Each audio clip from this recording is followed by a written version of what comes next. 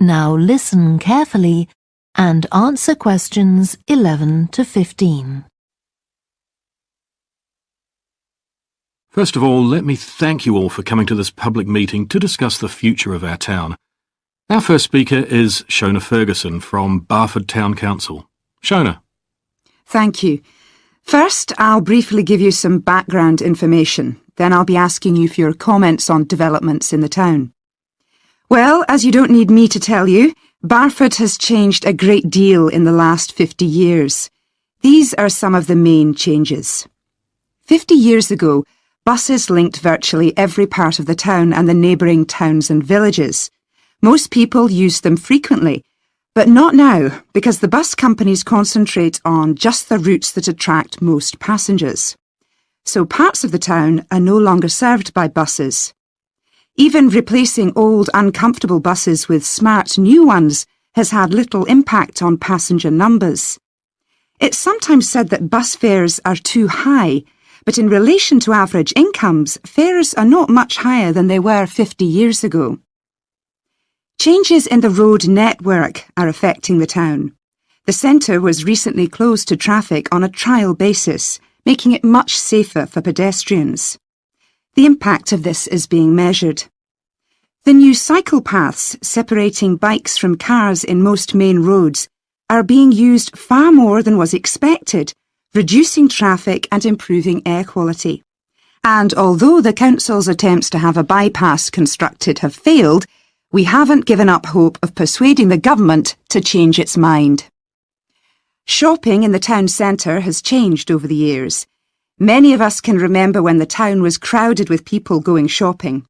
Numbers have been falling for several years, despite efforts to attract shoppers, for instance by opening new car parks.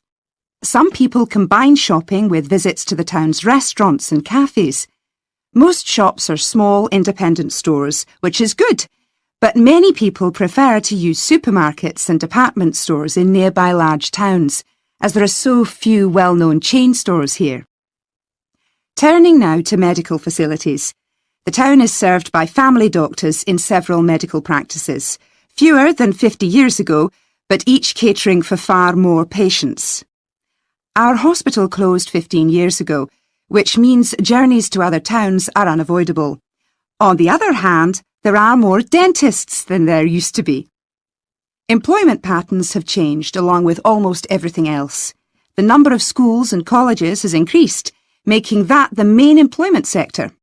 Services such as website design and accountancy have grown in importance, and surprisingly perhaps, manufacturing hasn't seen the decline that has affected it in other parts of the country.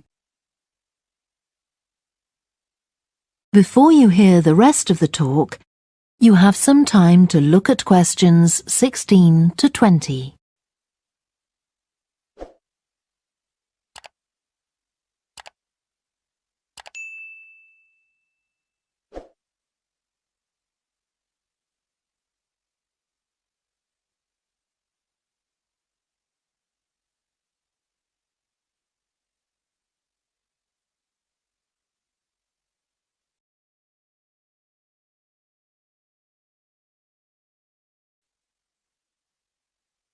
Now listen and answer questions 16 to 20.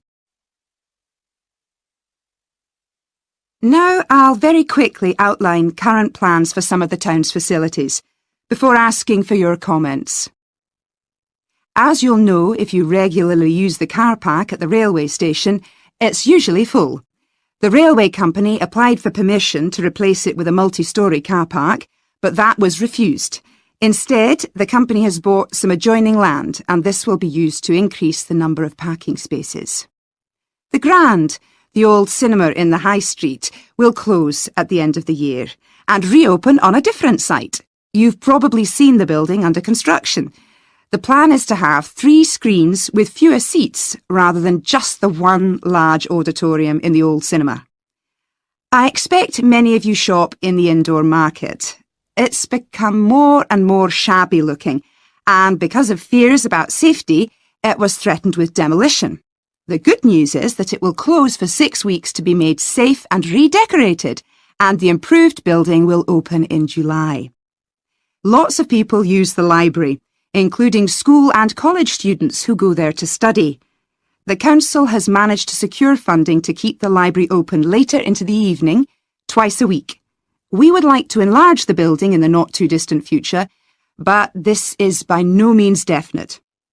There's no limit on access to the nature reserve on the edge of town, and this will continue to be the case. What will change, though, is that the council will no longer be in charge of the area. Instead, it will become the responsibility of a national body that administers most nature reserves in the country. OK, now let me ask you if you have... That is the end of section 2. You now have half a minute to check your answers.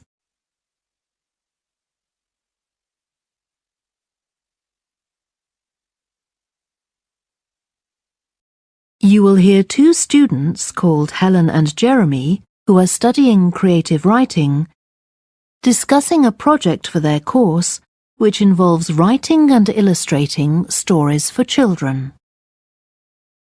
First, you have some time to look at questions 21 to 26.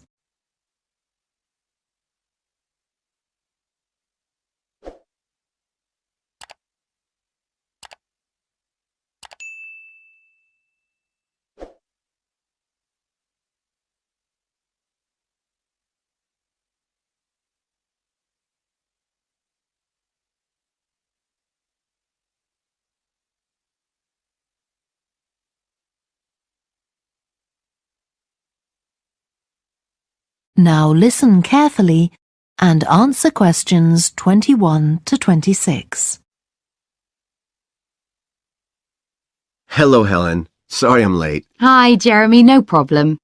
Well, we'd better work out where we are on our project, I suppose. Yeah, I've looked at the drawings you've done for my story, The Forest, and I think they're brilliant. They really create the atmosphere I had in mind when I was writing it. Oh, I'm glad you like them. There are just a few suggestions I'd like to make. Go ahead. Now, I'm not sure about the drawing of the cave. It's got trees all around it, which is great, but the drawing's a bit too static, isn't it? I think it needs some action. Yes, there's nothing happening. Perhaps I should add the boy, Malcolm, isn't it? He would be walking up to it. Yes, let's have Malcolm in the drawing. And what about putting in a tiger? The one that he makes friends with a bit later. Maybe it could be sitting under a tree, washing itself. And the tiger stops in the middle of what it's doing when it sees Malcolm walking past. That's a good idea. OK, I'll have a go at that. Then there's the drawing of the crowd of men and women dancing. They're just outside the forest, and there's a lot going on. That's right. You wanted them to be watching a carnival procession, but I thought it would be too crowded.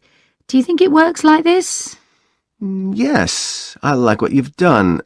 The only thing is, could you add Malcolm to it without changing what's already there? What about having him sitting on the tree trunk on the right of the picture? Yes, that would be fine. And do you want him watching the other people? No, he's been left out of all the fun, so I'd like him to be crying. That'll contrast nicely with the next picture where he's laughing at the clowns in the carnival. Right, I'll do that. And then the drawing of the people ice skating in the forest. I wasn't too happy with that one. Because they're supposed to be skating on grass, aren't they? That's right, and it's frozen over. At the moment, it doesn't look quite right. I see what you mean. I'll have another go at that. And I like the wool hats they're wearing. Maybe you could give each of them a scarf as well? Yeah, that's easy enough. They can be streaming out behind the people to suggest they're skating really fast. Great. Well, that's all on the drawings. Right. So you finish writing your story and I just need to finish illustrating it, and my story and your drawings are done. Before you hear the rest of the discussion, you have some time to look at questions 27 to 30.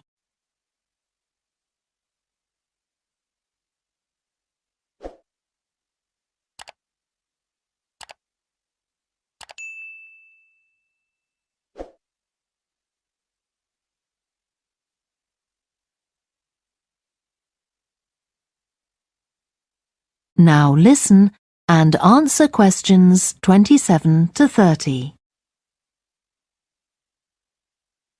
So, the next thing is to decide what exactly we need to write about in the report that goes with the stories and how we're going to divide the work. Right, Helen. What do you think about including a section on how we planned the project as a whole, Jeremy? That's probably quite important. Yeah, well, you've had most of the good ideas so far. How do you feel about drafting something? Then we can go through it together and discuss it. Okay, that seems reasonable. And I could include something on how we came up with the ideas for our 2 stories, couldn't I? Well, I've started writing something about that, so why don't you do the same and we can include the 2 things? Right. So what about our interpretation of the stories? Do we need to write about what we think they show, like the value of helping other people or that sort of thing? That's going to come up later, isn't it? I think everyone in the class is going to read each other's stories and come up with their own interpretations, which we're going to discuss. Oh, I missed that. So it isn't going to be part of the report at all? No. But we need to write about the illustrations because they're an essential element of children's experience of reading the stories. It's probably easiest for you to write that section, as you know more about drawing than I do. Maybe, but I find it quite hard to write about. I'd be happier if you did it. Okay. So when do you think we can get this ready? That is the end of section 3. You now have half a minute to check your answers.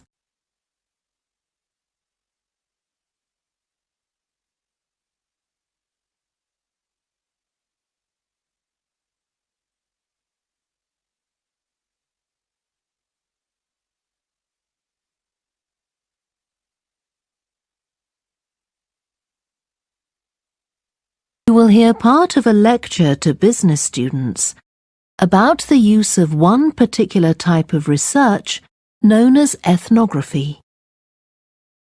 First, you have some time to look at questions 31 to 40.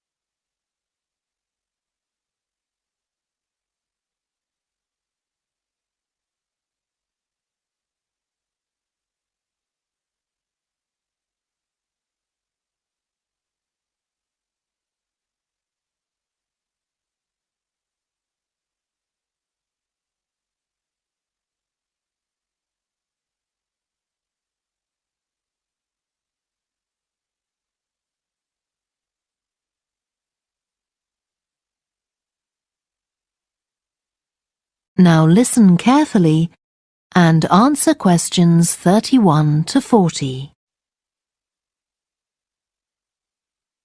So, what I'm going to talk about to you today is something called ethnography. This is a type of research aimed at exploring the way human cultures work. It was first developed for use in anthropology, and it's also been used in sociology and communication studies. So, what's it got to do with business, you may ask? Well, businesses are finding that ethnography can offer them deeper insight into the possible needs of customers, either present or future, as well as providing valuable information about their attitudes towards existing products. And ethnography can also help companies to design new products or services that customers really want. Let's look at some examples of how ethnographic research works in business. One team of researchers did a project for a company manufacturing kitchen equipment. They watched how cooks used measuring cups to measure out things like sugar and flour. They saw that the cooks had to check and recheck the contents because although the measuring cups had numbers inside them, the cooks couldn't see these easily. So a new design of cup was developed to overcome this problem, and it was a top seller. Another team of ethnographic researchers looked at how cell phones were used in Uganda, in Africa. They found that people who didn't have their own phones could pay to use the phones of local entrepreneurs. Because these customers paid in advance for their calls, they were eager to know how much time they'd spent on the call so far. So the phone company designed phones for use globally with this added feature. Ethnographic research has also been carried out in computer companies. In one company, IT systems administrators were observed for several weeks. It was found that a large amount of their work involved communicating with colleagues in order to solve problems, but that they didn't have a standard way of exchanging information from spreadsheets and so on. So, the team came up with an idea for software that would help them to do this. In another piece of research, a team observed and talked to nurses working in hospitals. This led to the recognition that the nurses needed to access the computer records of their patients no matter where they were. This led to the development of a portable computer tablet that allowed the nurses to check records in locations throughout the hospital. Occasionally, research can be done even in environments where the researchers can't be present. For example, in one project done for an airline, respondents used their smartphones to record information during airline trips, in a study aiming at tracking the emotions of passengers during a flight.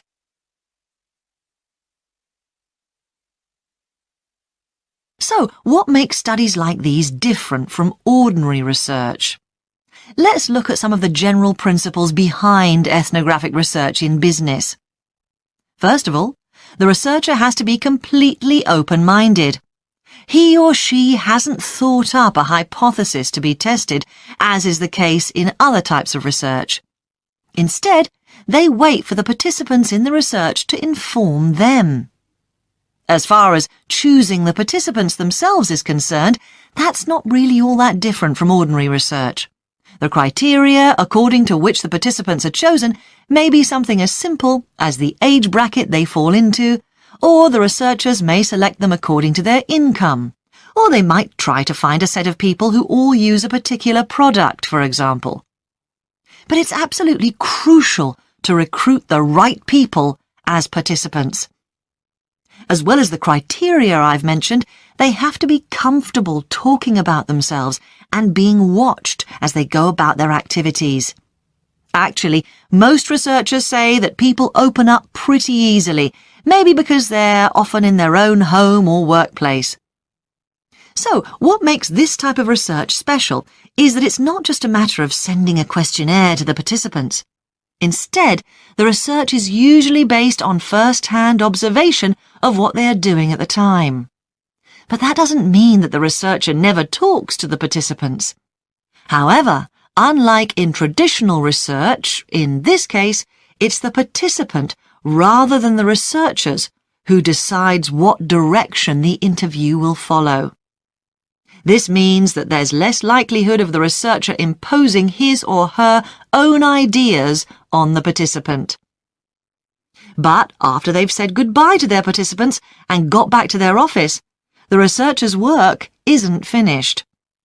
Most researchers estimate that 70 to 80% of their time is spent not on the collecting of data, but on its analysis, looking at photos, listening to recordings and transcribing them, and so on. The researchers may end up with hundreds of pages of notes. And to determine what's significant, they don't focus on the sensational things or the unusual things. Instead, they try to identify a pattern of some sort in all this data and to discern the meaning behind it. This can result in some compelling insights that can, in turn, feed back to the whole design process.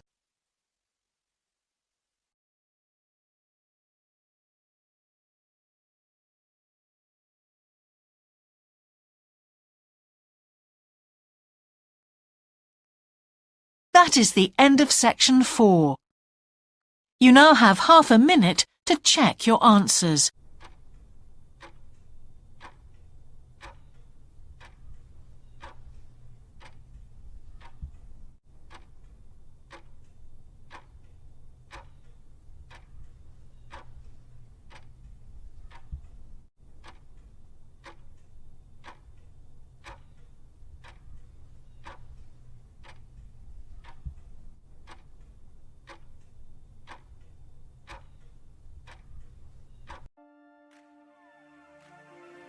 That is the end of the listening test. In the IELTS test, you would now have 10 minutes to transfer your answers to the answer sheet.